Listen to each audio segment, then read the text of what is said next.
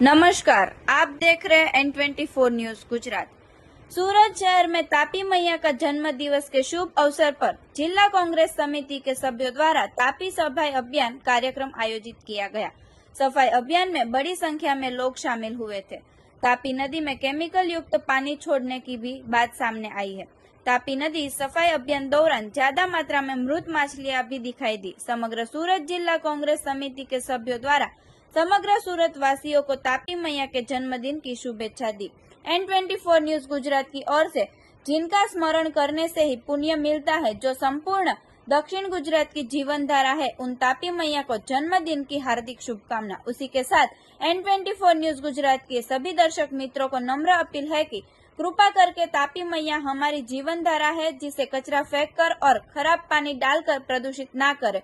बोलो तापी मैया की जय, तापी मैया की जय, सूर्यपुत्री तापी मैया की जय।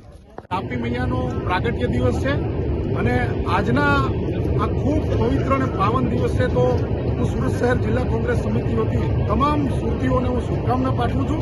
અને સાથે સાથે ખૂબ જ એક ચિંતાનો વિષય પણ સામે આવ્યો છે। અમે અહીંયા ગઈકાલે ઓવારા પર આવ્યા એટલે અમને એવું જોવા મળ્યું કે આ ઓવારા પર અને તાપી માતાની અંદર અસંખ્ય ગંદકી છે।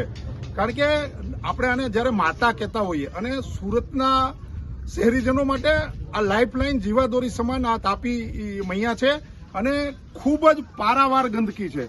સૌથી પહેલા તો ઓવારા ઉપર પગ નહીં મુકાય એટલા પ્રમાણમાં વ્યાપક ગંદકી હતી। અમારા સુરત શહેર કોંગ્રેસ સમિતિના કાર્યકર્તાઓ અને સુરત મહાનગરપાલિકાનું જે એનું સ્થાનિક તંત્ર છે, વોર્ડ ઓફિસના તમામ જે કર્મચારીઓ છે, એમને પણ હું આજના દિવસે અભિનંદન આપીશ કે અમારી સાથે અભિયાનમાં જોડાયા, સફાઈ અભિયાનમાં।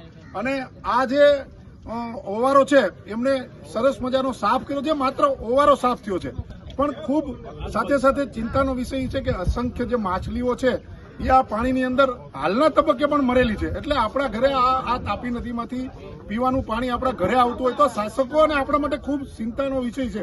અને શાસકો જ્યારે આટલું મોટું આપણું હજારો કરોડનું બજેટ હોય અને ખૂબ મોટી સ્વચ્છતા અભિયાનની પણ વાત થતી હોય અને બીજી બાજુ એક વરવું દ્રશ્ય જે સામે આવતું હોય એ આપણા સૌ માટે હકાવનારું છે।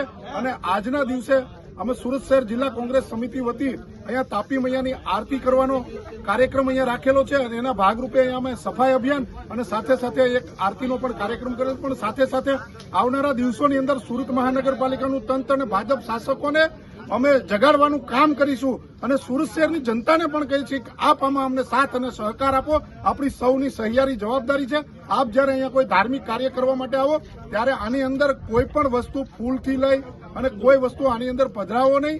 અને સાથે સાથે ફરી એક વખત કહીએ છીએ કે આપણી અહીંયા ગંદકી નહીં કરવી, આપણી સૌની નૈતિક જવાબદારી છે। देखते रहिए N24 न्यूज गुजरात। सिर्फ हम तक ही नहीं, सब तक।